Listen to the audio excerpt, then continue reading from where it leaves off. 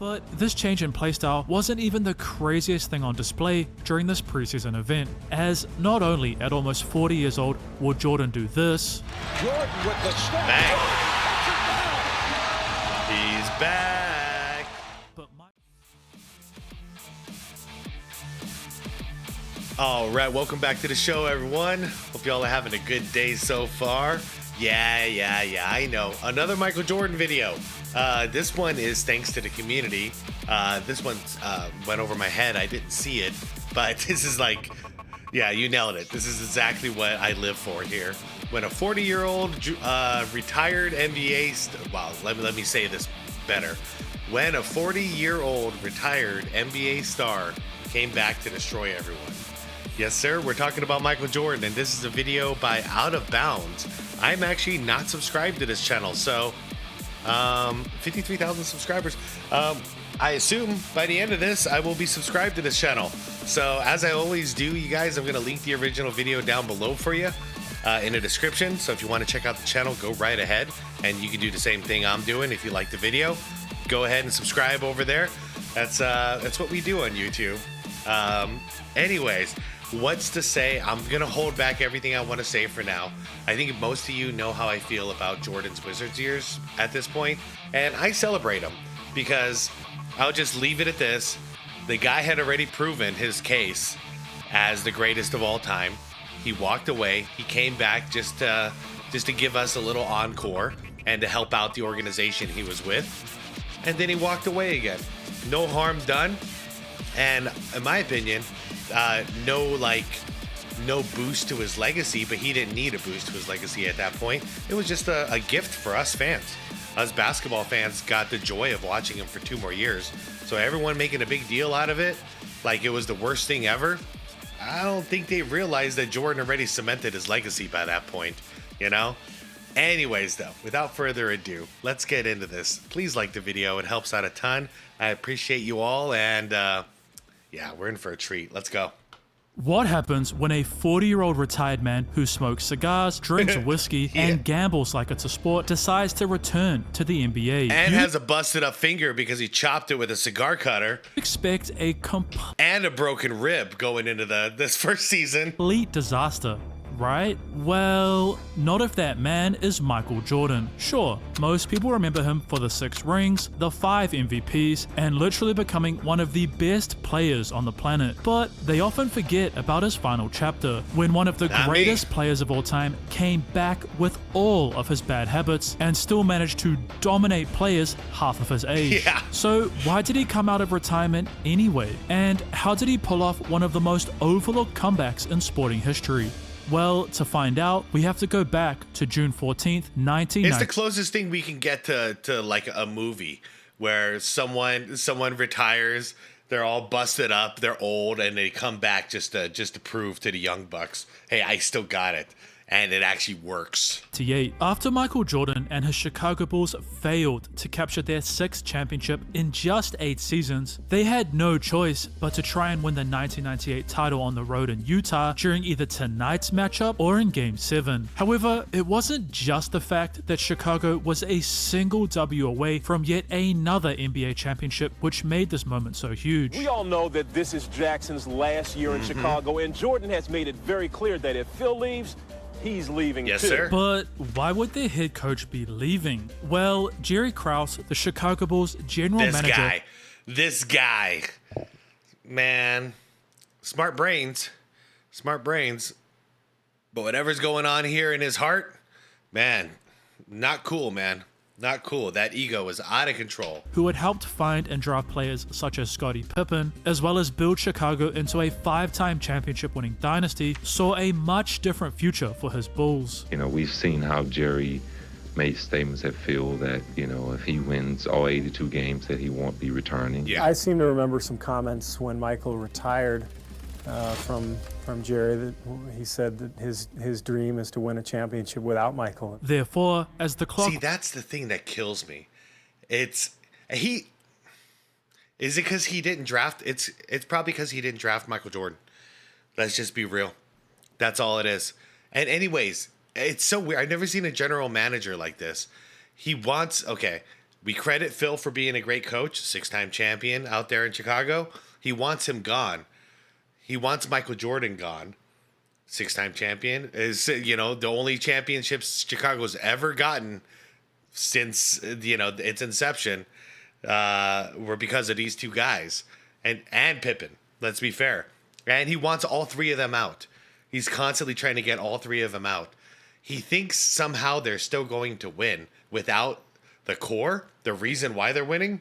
He still thinks they're going to win somehow, and then he's going to get the credit. That's the sickness of the ego right there. That's how deep it goes. Instead of just appreciating, man, we're winning and winning and winning, and I'm the GM who gets the credit. Nope. He wants to do it somehow and get all the credit. It's like it's sick. Actually, it's sick.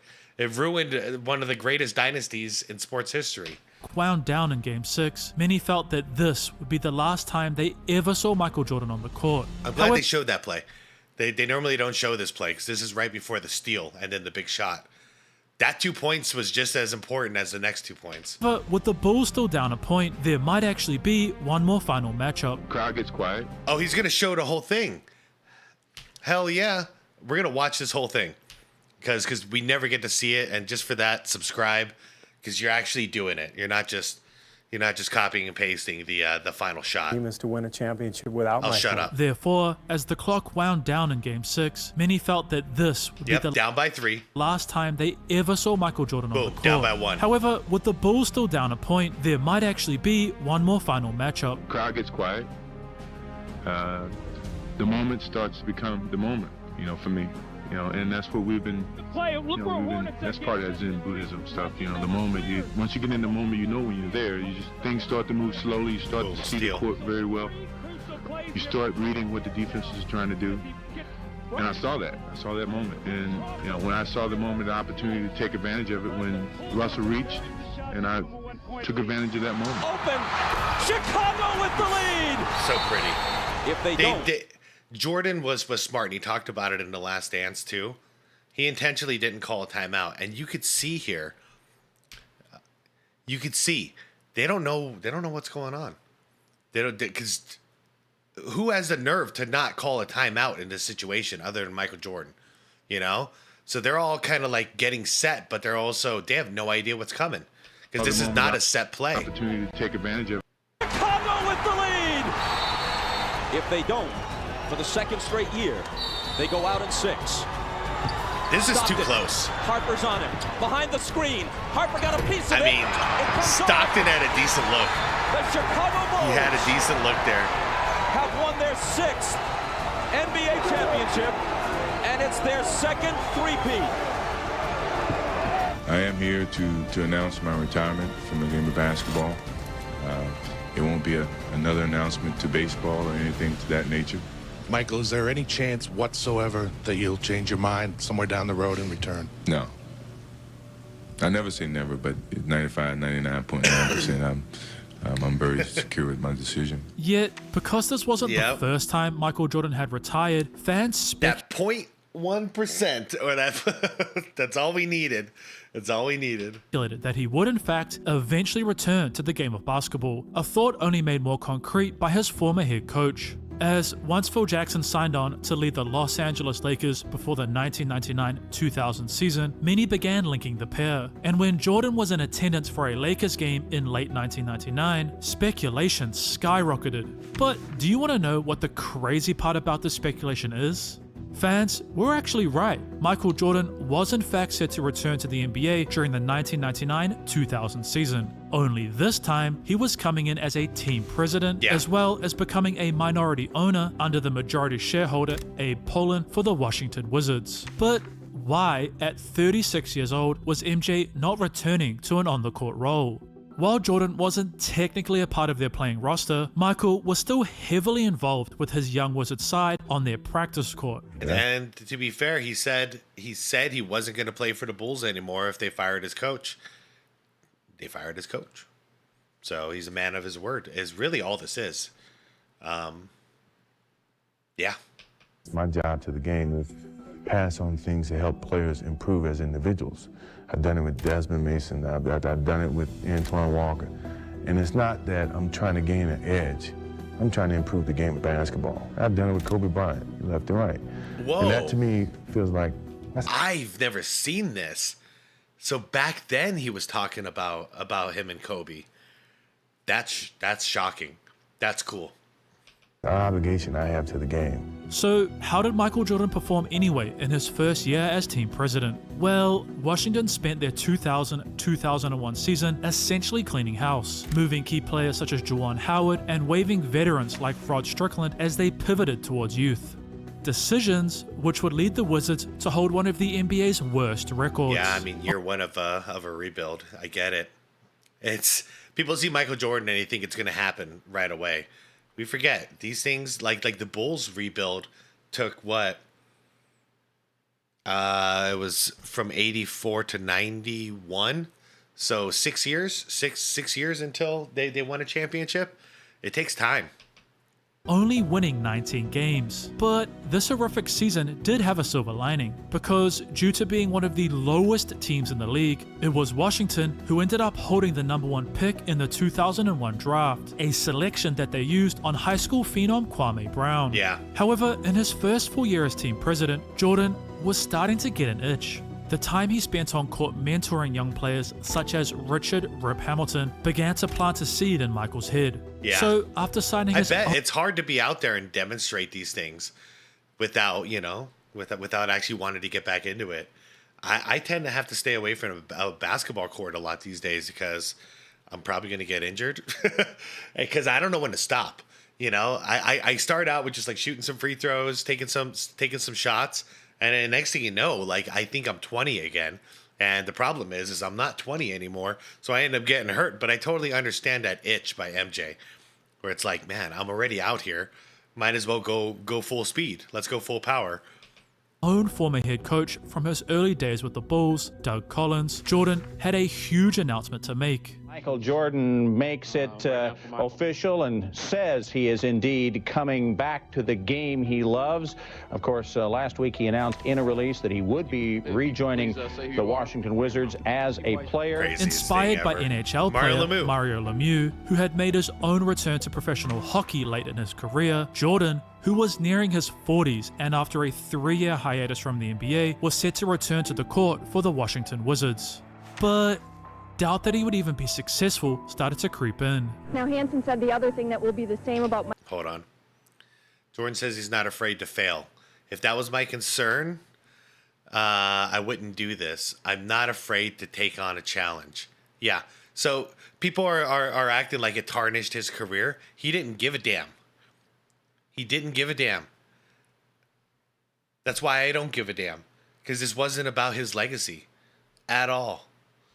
Doubt that he would even be successful started to creep in. Imagine whatever craft it is that you love, that you're passionate about, not your job. Like whatever craft it is. Like for me, it's music nowadays. I mean, basketball and music, but music I can play until I'm dead. So if I passed my prime musically and someone told me, you shouldn't play that guitar anymore, buddy. Because if you do, it's going to ruin those good years that you had while you played. How we remembered how you used to sound. That's how we want to remember you. We don't want to remember, we don't want this to ruin that legacy and that memory that we have of you. I'd be like, screw you. I love playing the guitar. I'm going to play the guitar whenever I want. That's what MJ was doing here. He's like, it ain't about my legacy. The legacy means more to the fans than it means to him. He wants to play basketball while he's still young enough to do it. You can't hate on a man for doing that in any craft it is that they love. Hansen said the other thing that will be the same about Michael Jordan, his competitive drive, his absolute will to win.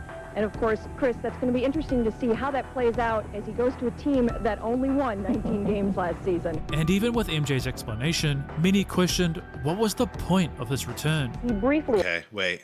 I'm returning as a player to the game I love because during the last year and a half, as a member of Washington Wizards management.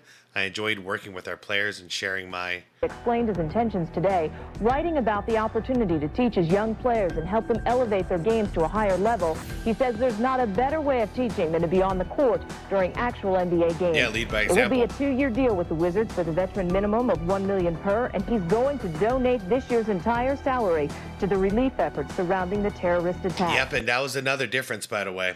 Something I criticized LeBron a little bit for, because, you know, he's taking a max deal. His boy is making $8 million right now. Like, I don't know, man. If you really wanted to win, you'd make some sacrifices. And Jordan did that. It didn't lead to winning, but he was also trying to, you know, he wanted the Wizards to rebuild. So how could they rebuild if he was taking, like, you know, a third of their money just for him? That's not good for their future. So, yeah, Jordan, was it $1 million, right? Did I have it correct? Hold on. Games. It will be a 2-year deal with the Wizards for the veteran minimum of $1 million. There it is. Veteran minimum is what he was taking. Okay. Think this guy's all about himself still? Think he doesn't care? I think he cares. And he's going to donate this year's entire salary to the relief efforts surrounding the terrorist attack. And would this impact the incredible legacy that Jordan had left behind? October 11th, 2001. In his first preseason game, wearing the blue Wizards away uniform, Michael Jordan began his return as if he never left. No, it was a rough start. And on the hard drive, blocked away by It was a rough first game. And a few minutes later, MJ did this. But it was still good. Being guarded again by Corliss Williamson. Gotcha. The pump fake, as convincing as he wants it to be. As this exhibition game against his old rivals continued, one thing became very clear. This was not the Jordan we were all used to seeing. No, something was different. Because Michael's insane athletic ability, which once allowed him to dunk the ball from the free throw line, was no longer there, but had been replaced by another skill, one that was on full display in their preseason game against the New Jersey Nets. Please say footwork. Please say footwork. If you say footwork and fundamentals, either or, I'll try to subscribe to you a second time. Because the Wizards would find themselves down by nearly 20 points early in the second quarter. Yeah, and sounds Jordan about right. knew, playing for the first time in front of Washington fans, that he had to lead them back. So, slowly but surely, MJ began to score. Oh, is this preseason? By Dial.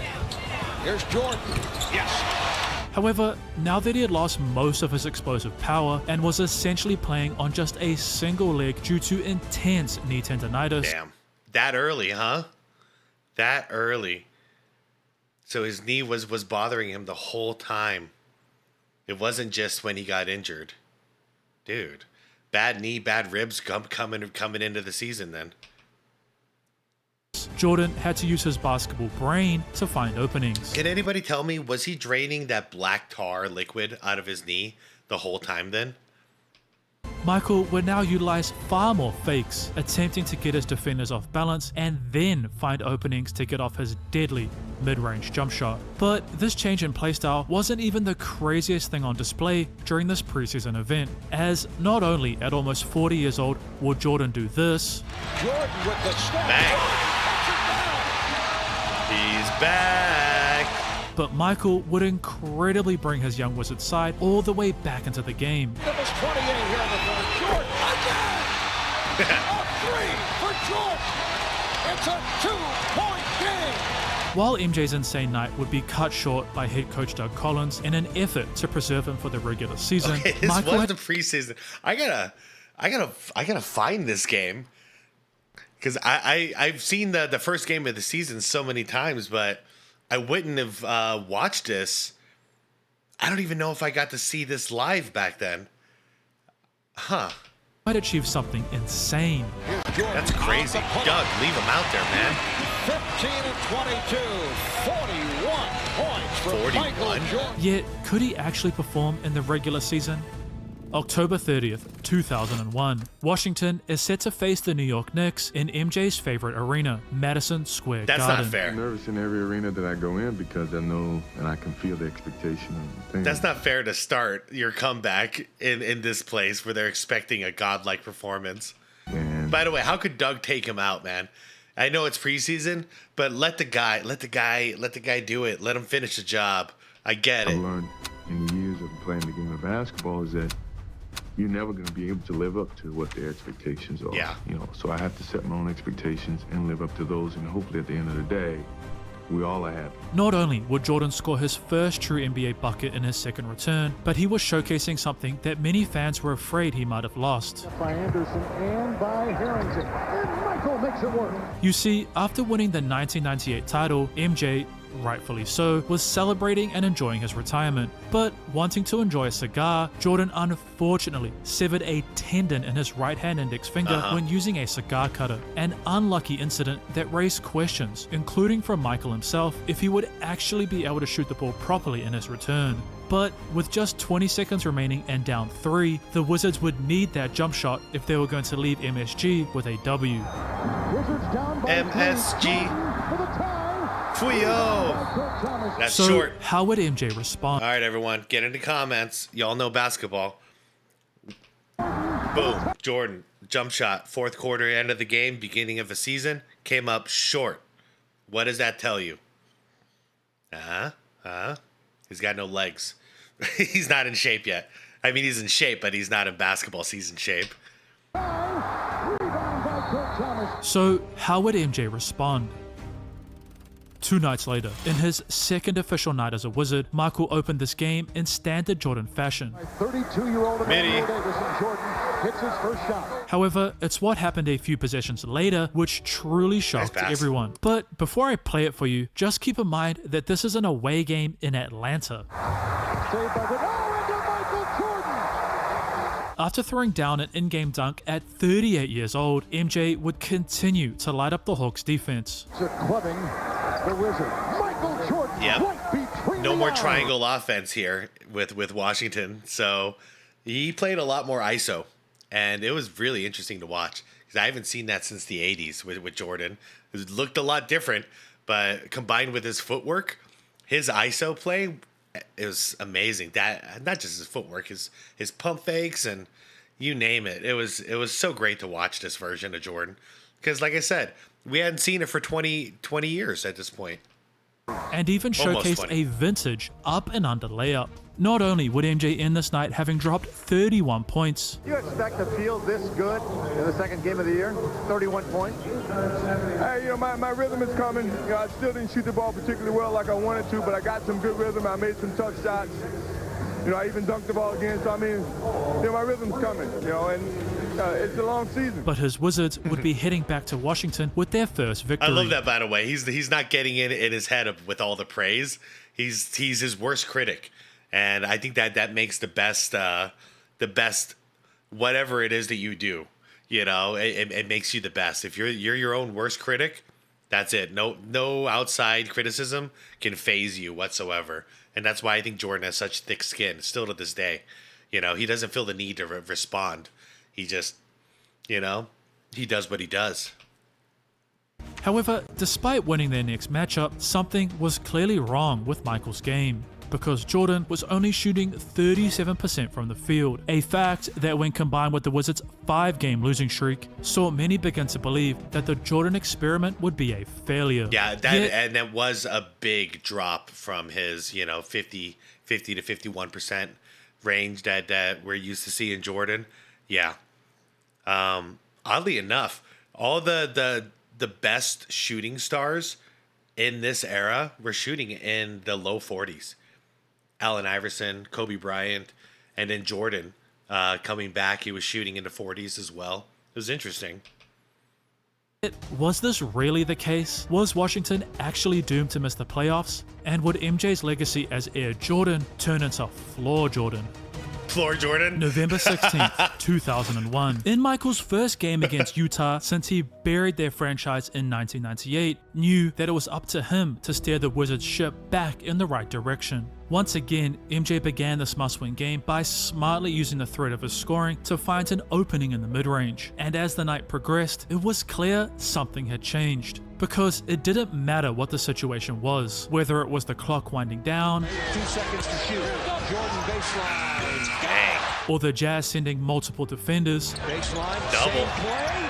Got it again. Michael Jordan was, as usual, cooking Utah's defense. But as the clock wound down in Washington, irregardless of MJ's insane night, 44 points, an NBA high so far by a player this year. 44. It was the Jazz heading back to Salt Lake City victorious. To make matters worse, as November was coming to a close, Jordan and his Wizards had gone on the longest losing streak of MJ's career, failing in 8 straight games. Things were so bad that not even their head coach could think of a solution, and Michael's hope of turning his floundering franchise into I tried everything. Doug Collins says, I can't find anything right now that's working. We're going through a horrible period, and we've got to find a way to fight through it. Yeah, it was give the ball to MJ and everyone else stand around. Even a team meeting led by Christian Laettner failed to fire up the non-Jordan Wizards. Yeah, they were 20 of 54 from the field to offset Jordan's 13 for 23. So he shot really good. He shot really good that game. Yeah. That was the whole problem on that team. It was just a Michael Jordan show. Nobody else was really stepping up. Even their head coach could think of a solution, and Michael's hope of turning his floundering franchise into a playoff team seemed impossible. Or was it?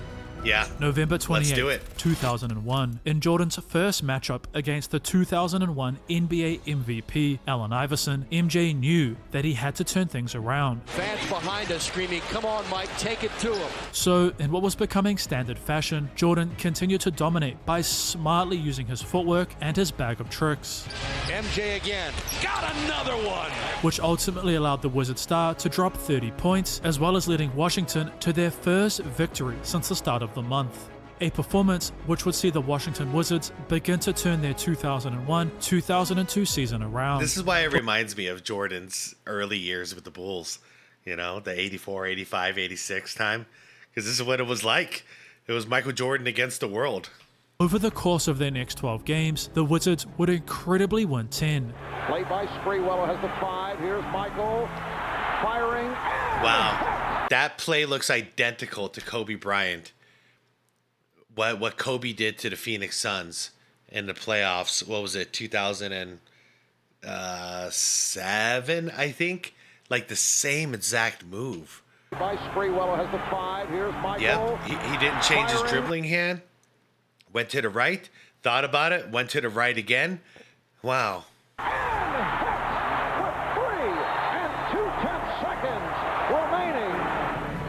Now Jackson inbounds. Here's Houston for 3, and he hits it, but it's all over. Improving their record to 2 games above 500 and keeping their playoff dreams alive. There you go. However, what happened in their late December game against the Pacers truly shocked everyone. We played the Indiana Pacers, and we were down 25 at the end of the third quarter. And I took Michael out of the game, and I said, look, Michael, I know you think we can still win this game, but we got to play, you know, in 2 nights. And if we make a little run, I'll put you back in the game. Well, we didn't. Well, I found out that after the game was over that he had 8 points in the game, and he broke a streak of like 860-something games. Yeah, so just so you know, 86, that was basically his second year, and he was injured that year. And the reason he got double digits was he was on a minutes restriction back then. So it's not like he played 48 or 40 minutes and he didn't get 10 points. That was impossible back then. Just like this, it's impossible that he would not break 10 points if he wasn't on the bench. Like he was, you know, that's it. It also shows that like Jordan never left a game early, you know, like he never got like 6 points in the first quarter, got injured and left and didn't come back. Like Jordan never did that his whole career. How crazy is that? He got on the bus and he said, scoot over. And he looked at me and he said, do you think I can still play? And I said, absolutely. That's why I'm here, to be here to help you. He said, you know, to be my coach, you have to believe in me and believe I can still play. And I said, Michael, I believe in you. He said, you did the right thing tonight. You did the right thing tonight.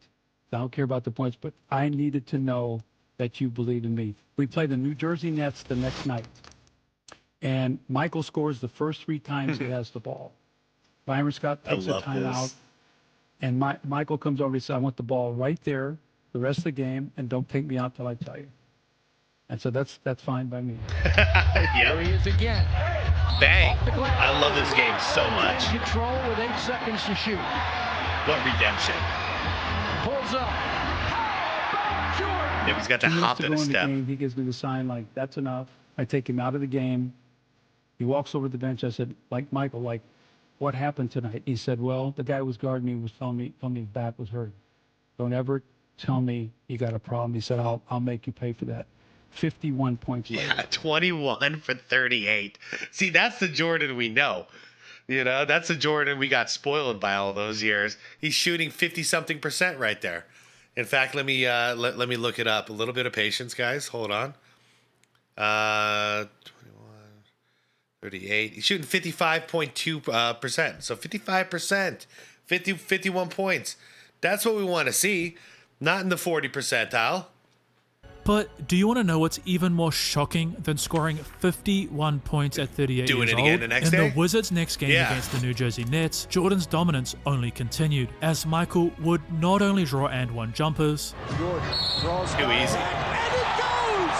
A sensational shot by Jordan! finish beautifully in and around the hoop, What a move, Jordan. Oh, tremendous shot! score his jersey number in points during the first half, but incredibly score 22 points in a row without That's sick. missing. I love this so much. Half, but incredibly score This footwork, this is so great. 22 Pivot, watch his pivot. 2 points Okay. in a row with that step, that back step. I've seen him do this so many times now, but it's so quick. And I would expect him to like step around here, but instead he's stepping back and then he's pushing forward. Brilliant. 2 points in a row without missing. That's so he's utilizing his pivot foot twice with 2 steps with the off foot to get him in the right position. I don't know. If you're a basketball lover and that doesn't do something for you, I don't know. MJ, after having the worst game of his career, had dropped 51 and then 45 against the Nets. A truly insane series of events, and things only continue to get crazier. Because in Jordan's first matchup against his old team, Michael did this. Michael Jordan, the 4th player in NBA history to get 30,000 points for his career. Wow, he did that against Chicago. Whoa. That MJ scoring his 30,000th point was the main highlight of this game, you would be wrong, as what happened during the second half was truly insane. Okay, guys, this video is phenomenal. This video is absolutely phenomenal. There's actually a lot of stuff in here I didn't know, and like little tidbits, and this is really cool. Consider subscribing if you guys are into this like I am. Mercer on the right. Yep. That's the block. What a play! What a defensive play! A 2-hand block, steal, game, set, magic. While most look back on Jordan's time with the Bulls and remember And his that one right there made him the greatest of all time. Just kidding. offensive moments, Into the circle, puts the shot in the air. Good! The game's over, and the Bulls have MJ was truly gifted on both sides of the floor. All the way back in 1998, not only was Michael named as the league's most valuable player, but he had also been crowned the Defensive Player of the Year. He meant 88. Skill that still remained during his second return. Because despite what many assumed, that Jordan, thanks to the loss of his athleticism, would have lost a step on that side of the court, Michael still retained his physical strength and defensive IQ, attributes which would help MJ transform the Wizards into one of the better teams on the other side of the ball during their 2001-2002 campaign. Yep. However, even though Jordan was old, he had to lead the charge on both ends. Remember, he's there to lead by example and show these guys what to do, what it takes. So he was playing his heart out on defense, which is crazy to think someone his age doing that, playing that hard on defense instead of saving energy for offense while still being the #1 scorer on a team. It's insanity. It's insanity how we don't appreciate this. Of course, it was always his offensive talent which ultimately carried his squads, a skill set that was on full display as his Wizards faced off against a young Kevin Garnett and his Minnesota Timberwolves. working on Garnett. Close by him and tries! Oh, vintage Michael Jordan! I had Vintage. to guard them. Was 40, man. I got like 38 of that. He was too dribbling. You know, I ain't too slow. Damn. Whatever. Whatever. Watch out. They wasn't even in no triangle. He started making up the triangle as he was doing that. Set it right here. No, watch out. Whatever. Man, yo, what? That motherfucker took that. He came out one time, shot that motherfucker so high, I jumped, and I was just like, oh, I can't even. Oh, man. And as January was coming to a close, Jordan's stories are 10 out of 10. The sound effects would once again shock Cavalier fans. So here we go. Oh, no, against the 10 Cavs. seconds left. Uh-oh. Wizards need the bucket for the win. Jordan the jumper. Man. Oh, yeah. That's where that image is. Yep. I forget it was against the Cavs again because the guy torched the Cavs so many times. How many game winners does he have against the Cavs, man? At least 1, 2, 3, I think 4. Said how wide open? I was very surprised. I was wide open. I just tried to set. How open were you? Let's take a good look at it again. Okay. Sorry, guys. I know I'm nerding out, but it is what it is, man. I love this stuff. All right, I want to actually watch this play. To a close, Jordan would once again shock Cavalier fans. So here we go with 1 and 6/10 seconds Okay, left. well, it's so blurry. Okay. Now that I can identify MJ. Shock Cavalier fans. So here we go with 1 and 6/10 seconds left. No, he Wizards broke need me again. What is this play? Shock Cavalier fans. So here we go with 1 and 6/10 seconds left. Dang. Wizards need the bucket for the win. No, he bled out. So Okay, here we go with okay. MJ setting a screen, 10 seconds. and then he's just gonna leak out. Bang! Oh, good play, Doug Collins. Good play. Wow. They used Jordan as a decoy essentially, and then he just pops out for the win. Need the bucket for the win. Jordan the jumper. Damn, man. Jordan does it to Cleveland again. A little surprised at how wide open? I was very surprised. I was wide open. I just tried to set a good screen to force him to switch, and the better screen that I could set, the more open I could be. And but I was surprised how open I really was. Despite a rusty start, which, let's be honest, for a retired 38-year-old who had spent 3 years partying is kinda expected, Jordan was beginning to figure things out. Not only was he fulfilling his goal of teaching the next generation, Michael was fun. He had a unique personality. Great to be around. Great to be around. Like when I was on the basketball court at times with him, he would show me the whole medium range game. Like he would dribble 2 times, pull up in the middle of the court and says, "Hey, Rip, get that in your game. That's the hardest play in the game of basketball to guard." Yes, sir. But then there was also another side where it was the talking trash Michael Jordan. And at times, me and a couple of the young guys would come up to him and say, "Hey, Mike, why don't you think about putting us in the brand Jordan collection?" Right. And he'd look at me and say, "Hey, Rip, my sneakers for all-stars." but his 25.1 point, 6.2 By the way, I was a rebound, big fan of Rip. Rip turned into a fantastic player. Great defense, great mid-range. Yeah, he was a big part of the championship Detroit Pistons. and 5.1 assist averages had guided his young Washington team to hold a 25 win and 20 loss record, well on their way to achieving Michael's other goal, the postseason.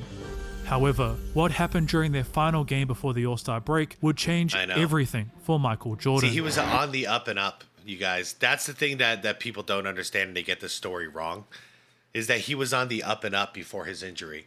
Like, he was putting up stupid numbers, you know? Like, I mean, he was starting to put up, like, competitive numbers versus what he was doing in 98. And, yeah, they weren't going to win a championship this year, but they were going to go to the playoffs. And Jordan was probably going to average 28 a game, 29 a game, something like that. Off the glass, what a shot. And he's down and he's hurt. Yep. He hurt his knee. And the freaking guy still tries to play. Yet, Jordan, as he had done countless times during his career, just fought through the pain. Michael would not only appear in the 2002 All-Star Game just days later, but upon returning for the rest of the regular... that's right. Because he only had like 8 points in the All-Star Game, but that's because he was playing on a bum knee. He needed to get operated on, but he was being stubborn. Washington against Phoenix. Interesting. season would do this against the Phoenix Suns. What are you gonna do? What are you gonna do to my Suns? Jordan with 4 seconds. Fakes, shoots. Of course he does. Good shot, MJ. You son of a bitch. He did it again. Yeah, of course he did. There's Rip again. Yeah, that's so awesome. He's always doing the Jordan pose. Jordan hit the game winner on you, Matrix. Come on, man. However, the pain, even after sitting out a game to recover, was truly on the Matrix, on Shawn Marion, who the following year was guarding Jordan on that big fadeaway to put should have clinched the game, but sent the game to overtime essentially because of Kobe Bryant. But no, it was Shawn Marion guarding him on that fadeaway. So, and he's one of the best defenders we had in the 2000s. Shawn Marion, fantastic defender. Trust me, I watched him every day. He was our defensive stop guy. And old man Jordan taking advantage of a young Matrix. Interesting. Much. Jordan was forced to have a knee surgery in an attempt to ease the discomfort he was in, resulting in MJ potentially missing the remainder of the 2001-2002 season. While Michael would eventually return 11 games later and still manage to score 34 points in 26 minutes against the Bucks, literally on one leg, his knee issues were getting serious. He's back on the shelf again, as first reported by ESPN's David Aldridge on Wednesday. Michael Jordan left the team in Milwaukee Wednesday afternoon. He was placed on the injured list and will miss the remainder of the season. To make matters worse, without their superstar, the Washington Wizards slid further and further down the standings. And I mean, not that I care about this kind of stuff, but for those who did or who do, his averages plummeted at that time where he was refusing to sit out and get operated. His averages just went to hell. So it started out bad and it ended bad, basically. But what was going on in that prime of this season was looking amazing. Once their season came to a close, the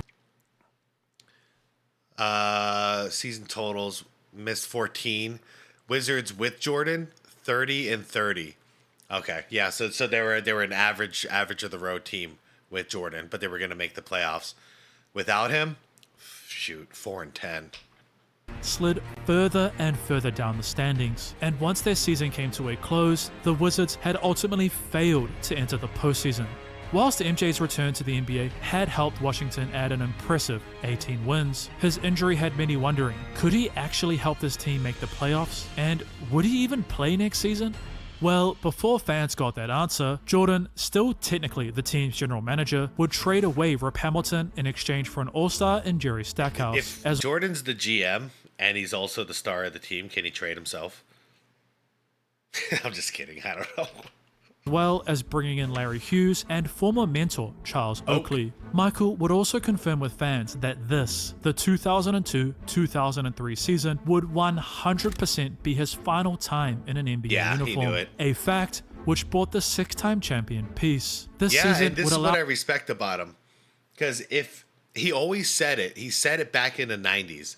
I want to go out on my own terms. You know, I'm not going to limp. I'm not going to get carried off the court. You know, I'm going to walk off the court. And in this situation, he didn't get a chance to do that. So what does he do? He comes back when, you know, might not have been the best idea to do so, but he does it. He comes back. I'm glad he did. And then he plays all 82 games, proving that he can walk off the court when he wants to instead of being carried. And I'll always get that message. I'll never forget that message. And I'll always respect the hell out of him for doing that. Because, you know, that age to come back from an injury like that, a knee surgery, and to fight through that and gain health and gain strength, all that patience, when he doesn't have to do this anymore, but he does it. And so much respect. The former face of the NBA a chance to get the farewell tour that he missed out on during his 1998 season. However, Jordan had some serious battles to face if he was going to appear in the postseason one more time, and it all began on November 8th, 2002. Jordan, who spent the early part of his final season coming off the bench, opened his night by scoring with his mentee, Kobe Bryant, draped all over him, an exciting matchup that only continued all game long. By the way, that's another reason why I respected that final season. Before he was healthy enough, he didn't complain whatsoever about coming off the bench. You know, not at all. And he worked his way back into the starting lineup. Spins, fade away, good. Wow. As this battle was coming to a close, thanks to MJ missing 2 crucial free throws, the Lakers had incredibly taken a 1-point lead after being down double digits earlier on. The Wizards had just 2.9 seconds remaining to steal this W, and you know exactly who they were going to give the ball to. Final look. Russell gives it back to Stackhouse. Oh, he did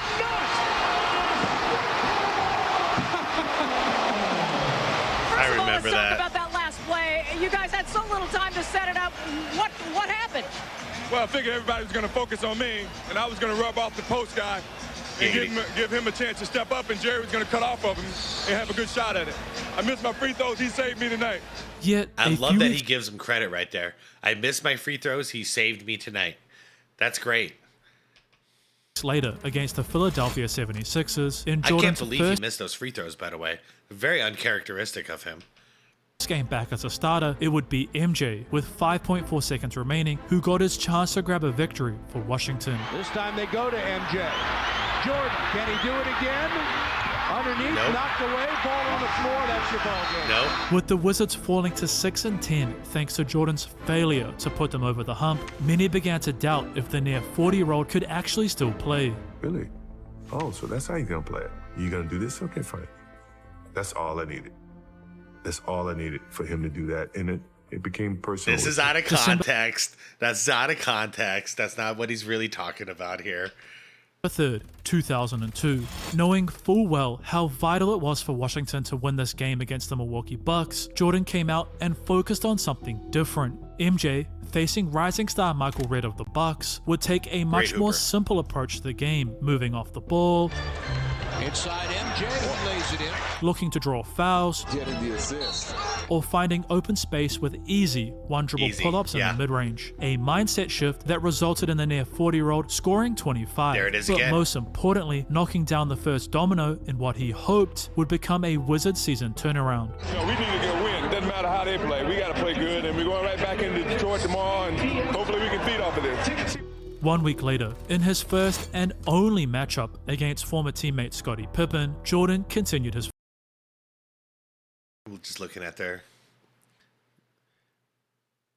Wow, Jordan averaged more assists than Scottie Pippen. The points was obvious. Rebounds are really close too. Damn. Form. His angles were a little bit more sharp. You know, you wasn't going to move him. He was a strong 2-guard, 2-3 guard. You wasn't going to just move him lightly. He said something really smart there. His angles were a little bit more sharp. That is a difference we're seeing in his game here, because he used to be a little more bouncy, you know, like a boxer out there on his feet, but now he was just sharp. You know, he knew everywhere he wanted to go, he would make 1-2 steps at the most, get to his spot, and he knew exactly where to go, but he would make sharp cuts in the directions he needed to go. Good job, Sheed. His shot became more dangerous. You know, he became more solid as that veteran player when his years in Washington, as the question stated. He's still out there talking shit. You know what I'm saying? But regardless how Michael seemed to his opponents, Washington was still trending downwards. Because not only would the Blazers send them packing, but since their victory against Milwaukee, the Wizards had only gone 2-3, a poor effort which saw Washington 4 games below 500 and out of the playoff race. Perhaps as he neared his 40th birthday, Michael should hang up his Jordans and head back upstairs. December 17th, 2002. Man, people are just assholes. I was so thankful. I was so thankful to get to watch any of this. I'll watch Jordan in practice right now. You know, if he's actually playing basketball. Like, I mean, I can't say practice anymore because he doesn't own a team. But, like, if he just showed up to a random park right now and started hooping, half court, I don't care what it is, I'd be watching. I'd be thankful. Washington is in Atlanta, and MJ is hungry to prove to everyone that he can in fact carry his Wizards side into the postseason, and he did so the only way he knew how. It was so incredible because it was such a master of art, how simple he just made the game. It's just playing off jab steps, pump fakes. Not only was he destroying defenses with simplicity, but it was the same old taking everything personally mindset which truly made Jordan. This is what he said after scoring just 2 points on a 1-9 effort against Toronto. I don't want anybody to think I can't score. I can score if I want to. I can go, and if I can score 2 and we win, I'm happy. Yep, Michael that's would it. not It's only all about the win. It's all about the damn win. Round out this must-win game with an insane You layup. would never see Jordan lose a game in the NBA Finals and say, well, I'm averaging a triple-double right now, so I'm doing my job. You would never hear that. He would never be promoting his numbers. All that would matter is we lost. Ooh. But having This is like a lefty floater hook. Layup. Wow. But having That's a scored new 30 one. points and most importantly grabbing a W. But this was only the beginning. In the following night against the Memphis Grizzlies, MJ would continue to decimate defenses with his pure scoring. Jordan's almost impossible to guard fakes would see the 6-time champion drop another 33-point game and grab a second victory in a row for his Wizards. But as Washington entered 2003, they were still below 500, having only won 15 whilst racking up 17 losses. By the way, If I the think getting rid of Rip for Stackhouse was a mistake. Wizards were ever going to make the playoffs, it became clear to Michael Jordan that he was going to have to enter a whole nother gear. January 4th, 2003, in another matchup with rival shooting guard Reggie Miller, MJ started his night how he often did. 4 shots, Jordan's fade away. However, it's what happened in the second half which truly stunned everyone. And no, it wasn't his Globetrotter-esque floor Jordan pass, it was this. Oh, yeah. Is that on Jermaine? No foul. Not only had Jordan dunked all over Pacers big man, How'd he do that? O'Neal, but it was MJ who would score the 2 crucial buckets in the game's second extra period, 4 points, which improved his scoring total to 41, that helped Washington to grab a vital I'm W. sorry, by the way. Just add one more big man that Jordan dunked on. A young Jermaine O'Neal. Michael would then continue to average 18.3 points over his team's next 5 matchups, allowing the Wizards to finally grab a true 500 record for the first time in their 2002-2003 campaign. And things only get crazier in their next matchup versus the Orlando Magic, because Grant Hill, the Magic's all-star forward, had suffered what should have been a season-ending ankle injury, but he wanted to guard his hero one more time. So Jordan, being This story Jordan, is so funny too, because Grant Hill, he talks about how like he got the best of Jordan the previous time, and he was like, you know, I could have just quit there, but I thought I could go out there and do it again, and then he was basically on one leg trying to guard Michael Jordan, which is also kind of on one leg, but you know. This happens. When I tell you, he torched me in that first quarter. Like literally, he gave me 20 points in the first quarter on the same play. Like he just ran the same play every time and did this, like, you know, and I could not guard him. And so literally, I checked out of the game at the end of the first quarter, and I didn't even go to the bed. I just walked back to the locker room. Like I was done. Like literally had surgery like a couple days later. MJ's 32-point effort, which essentially ended Grant Hill's season, placed his Wizards above 500 for the first time. By the way, that that's year. a sign of a true scorer. It doesn't matter who's guarding you. No one's going to stop you. Only person who can contain you is yourself if you miss. And that I could say the same thing about Kobe Bryant, Larry Bird, MJ. Like these guys, they score at will, you know. Perhaps their postseason dreams would actually come true.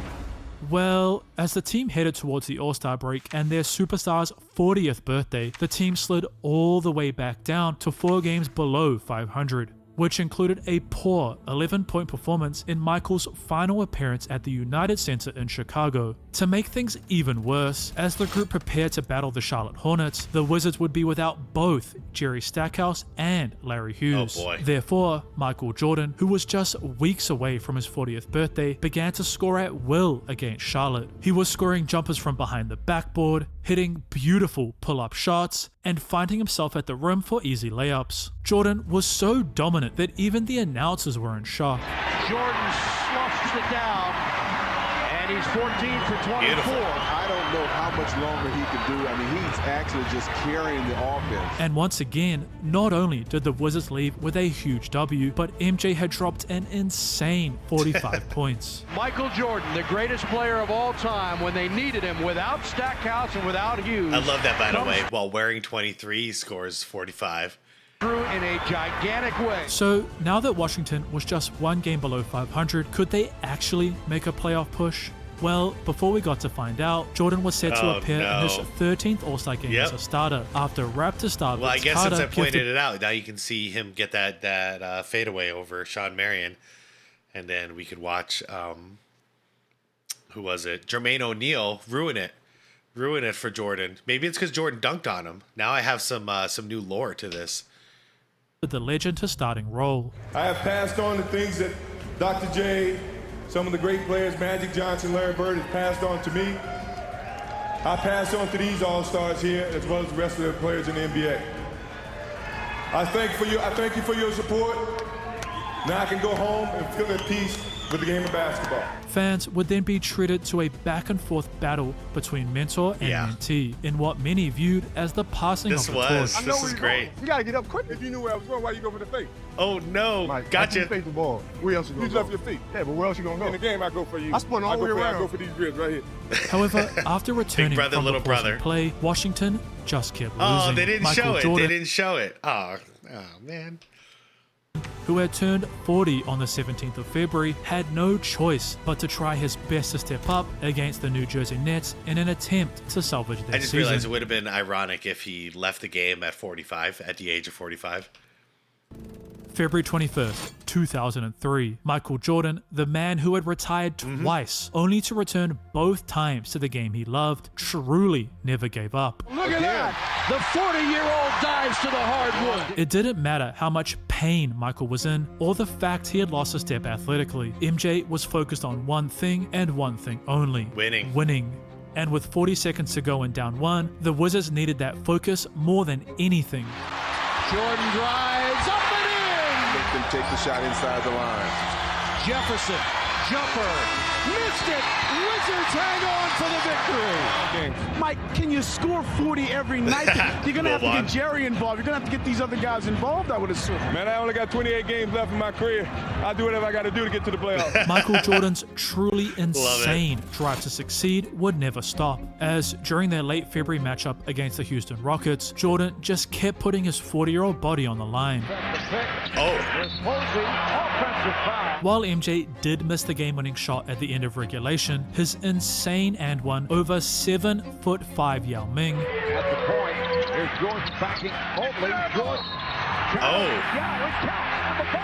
And defensive effort in Too bad we don't get a highlight of him dunking on Yao. overtime would save his Wizards and net. And defensive effort in overtime would save his Wizards and net them a much-needed victory. However, unsurprisingly, at 40 years old, Jordan's body began to break down, with the superstar being forced to leave. Averaging 40 years old, Jordan. What the hell is that? 30.6? I think 33.6 or 30.6 since turning 40 years old. So yeah, he turned 40 and then all of a sudden he goes into prime numbers. Jordan's body began to break down, with the superstar being forced to leave their matchup versus the Toronto Raptors early with back spasms. I don't remember a reality combined with Jordan dropping an insane 39 points versus the New York Knicks in early March, but still losing, had many, even those within the Wizards, realizing that Washington's season was truly heading downhill. Imagine this guy with a hyperbaric chamber and like a whole bunch of PEDs. he could have freaking like averaged 40. Because despite Michael Jordan averaging just over 21 points, 6.7 rebounds, and 3.8 assists as Washington made their final playoff push, the Wizards would ultimately fail to achieve their postseason dreams. For the actual final time in his career, Michael would say goodbye to the game he loved. It's time, it's time. And I've seen a lot of people say my first time, my second time. This is the final retirement. You don't have to worry about me putting on another uniform, but and I feel it. And reflect on his incredible 15-year NBA career. And tonight just brings back what impact you've had on people, not just in Chicago, not just in Washington D.C., but everywhere that you played. And to hear them yell and to hear them pay their respects that way, I mean, it's a chilling event, and it felt that way. I felt proud about what I've done over the years. Playing the game. But Abe Pollan, the man who had a... Would you guys like it if one of these days I react to his final game press conference? Because I don't recall seeing that probably since it happened. Allowed Jordan to be a part of his franchise would have the final say in MJ's Wizards career. Because despite having an alleged verbal agreement that Michael would resume his minority stake and team president role during the 2003-2004 season, Abe ultimately fired Jordan. While Michael Jordan's 2-year stint with the... Yeah, how messed up is that, by the way? He put this team on top of the radar of the league. All eyes were on Washington these 2 years. Such a good thing for the franchise. And then what do they do once it's over? They just thanks for helping us now. Yeah. Get out. The Washington Wizards didn't translate into more championships or even a playoff berth for the franchise. Many look back on this short tenure with joy because MJ, who played pretty much on one leg, almost managed to carry the Wizards into the postseason during his initial campaign before his injury. And during the 2002-2003 season, at 40 years old, Michael had incredibly appeared in all 82 games. Jordan's insane Wizards tenure truly makes you think, if Phil Jackson had returned in the 1998-1999 season, would Michael Jordan have won another championship ring? I've changed my mind on this one a lot, but considering it was a lockout year and he would have had plenty of time to rest, the whole team would have had plenty of time to rest because of that lockout, absolutely. Absolutely. I think they would have won. They would have won again. Did he retire at the perfect time? Let me know what you think below. Also, did you know that one of Michael Jordan's Chicago Bulls teammates literally regularly ditched their team to go and party in Las Vegas, as well as spending all night and day celebrating with celebrities before important games, and was still somehow one of the best players on the floor? 29 rebounds tonight. I've been saying this for a while. How is it that in a modern game with like double the amount of shots going off, nobody can come close to Dennis Rodman as far as rebounding? Nobody can do it. Why don't I see a 30 rebound game often? I hardly ever see a 20 rebound game. You'd think there's somebody out there right now who's averaging 20 rebounds a game, and it's just not happening. Why? What would he get? I think he'd average probably 25 to 30. Right? To find out just how Dennis Rodman was still such an amazing player, 11 offensive rebounds. The court habits, and how a sweet innocent boy who was raised in Dallas became such a party animal. Click the video on your screen. Oh man, that looks like a fun video too. All right, jeez, what a fantastic video. First off, thank you so much for the suggestion. This community is so awesome. I'm so lucky. I'm so thankful. You guys are so cool. You guys are shooting the coolest ideas to me all the time.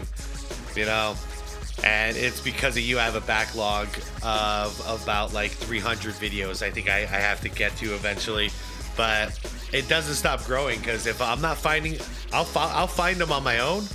On top of that though, you guys are finding stuff that I didn't find that I wanted to check out as well. You guys at this point, it seems like you know my taste pretty well. So I'm just really thankful because this video was fantastic and I learned a bunch of stuff. Which is crazy to think. Once you think you've heard it all or you know it all because you saw it live, there's still more little details that it turns out I missed. So very thankful. This is probably an extremely long video. Thanks for sticking with me. If you did make it to the end, how about telling me in the comments that you made it to the end? And the only thing I want to pose to you guys as a question is, do you think it was a mistake for Jordan to come back and play for the Wizards? Do you personally think, like, knowing Michael Jordan, knowing how competitive he was, and knowing how he had to leave after the 98 championship, the circumstances, because context matters, do you think he made a mistake? I truly don't think so. I think he needed to do it. But let me know in the comments down below what you guys think. I'm very interested to see it. And yeah, I'm very interested to jump in there myself and have a conversation with y'all as usual. Thank you all so much for watching. Subscribe to the channel if you want more content like this. Like the video if you haven't done so. I'd appreciate it a lot. And yeah, be water, my friends.